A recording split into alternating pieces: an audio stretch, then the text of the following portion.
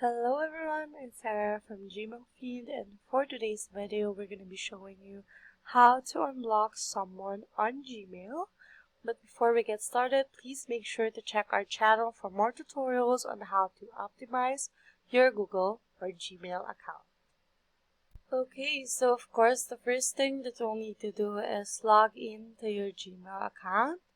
Next, you'll be needing to go to the settings and click See All Settings. You would go to filters and block addresses, and now you can see the emails or email addresses that you have blocked. Then you're going to check the person or email that you want to unblock and then click unblock selected addresses.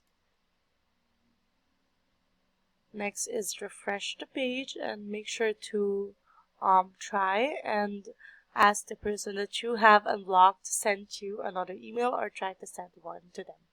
So that's basically it. It's so easy and convenient. Please make sure to check our channel down below and don't forget to leave a like, comment, share, and subscribe. See you on our next video. Bye!